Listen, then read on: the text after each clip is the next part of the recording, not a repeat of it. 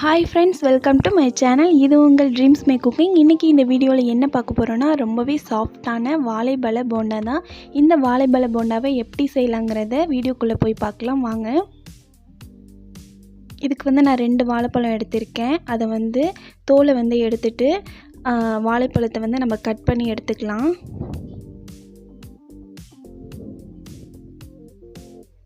வாழைப்பழத்தை நீங்கள் மிக்ஸி ஜாரில் போட்டு அடித்து எடுத்துக்கலாம். இல்லைனா இதை மாதிரி கட் பண்ணிவிட்டு அதை மசிச்சுக்கலாம். நான் இந்த மெத்தட் தான் யூஸ் பண்ணுறேன். நீங்கள் வேணால் மிக்ஸி ஜாரில் போட்டு அடித்து எடுத்துக்கோங்க. அதுக்கடுத்து நான் ஒரு விஸ்கை வச்சு இதை மாதிரி மசிச்சு விட்டுக்கிறேன்.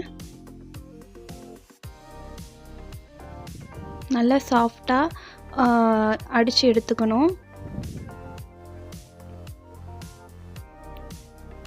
நல்லா மிக்ஸ் பண்ணிட்டேன். அடுத்தது இதில் நான் ஒரு முட்டை உடைச்சி எடுத்துக்கிறேன்.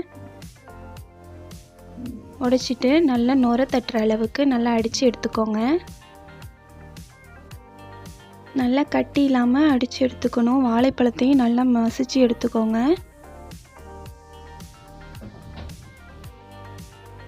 இந்த மாதிரி நுர தட்டுற அளவுக்கு நல்லா அடிச்சுக்கணும்.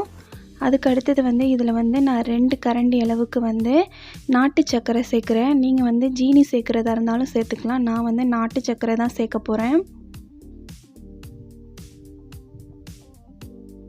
வாழைப்பழத்துலேயும் இனிப்பு இருக்கும். அதனால் நான் 2 கரண்டி சின்ன கரண்டி அளவுக்கு 2 கரண்டி நாட்டு சர்க்கரை எடுத்திருந்தேன்.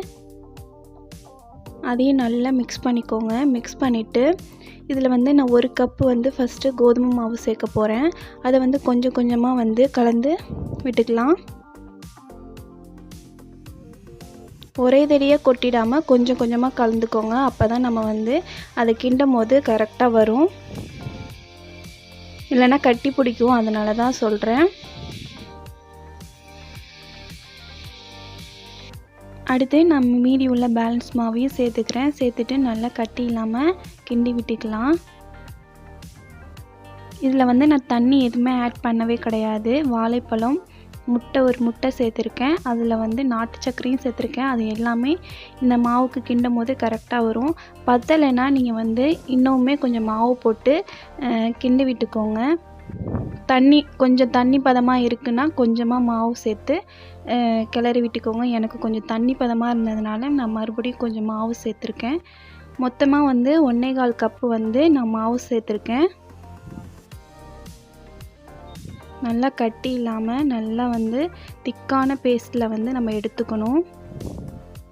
ரொம்பவும் தண்ணியாக இருக்கக்கூடாது, ரொம்பவும் கெட்டியாக இருக்கக்கூடாது. நார்மலான பதத்தில் இருக்கணும். இப்போ இதில் நான் 1 டீஸ்பூன் அளவுக்கு நம்ம சமையல் சோடா நான் சேர்த்துக்கிறேன்.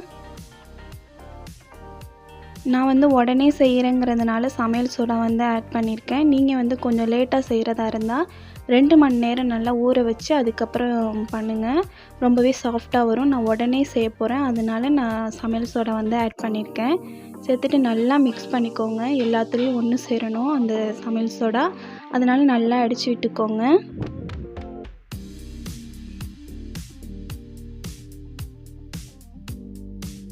இப்போது இந்த பதத்தில் தான் இருக்கணும். இந்த மாதிரி திக்கான பதத்தில் இருக்கணும்.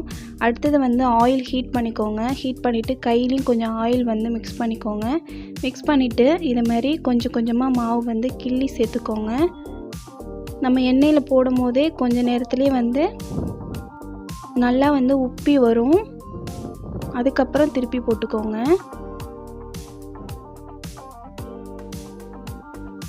எனக்கு நல்லா உப்பி வந்துருச்சு. அதனால நான் திருப்பி போட்டுக்கிறேன்.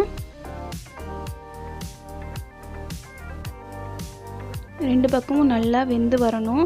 மீடியம் ஹீட்லேயே வச்சு பண்ணுங்கள். அப்போ தான் உள்ளே மாவு நல்லா வெந்து வரும். இப்போ சூப்பராக நல்லா உப்பி வந்திருக்கு பாருங்கள். இப்போ வாழைப்பழ போண்டா ரெடி ஆயிடுச்சு. இப்போ இதை ஒரு பிளேட்டில் ட்ரான்ஸ்ஃபர் பண்ணிக்கலாம். அவ்வளோதான் ஃப்ரெண்ட்ஸ், வாழைப்பழ போண்டா ரெடி ஆயிடுச்சு. ரொம்பவே சாஃப்டாக வந்திருக்கு. இந்த வீடியோ உங்களுக்கு பிடிச்சிருந்ததுன்னா லைக் பண்ணுங்கள், ஷேர் பண்ணுங்கள் அண்ட் மறக்காமல் கமெண்ட் பண்ணுங்கள். உங்கள் ட்ரீம்ஸ் மே குக்கிங் உங்கள் கனவு சேனலை சப்ஸ்கிரைப் பண்ணிவிட்டு பக்கத்தில் இருக்கிற பெல் பட்டனை கிளிக் பண்ணுங்கள். தேங்க்யூ.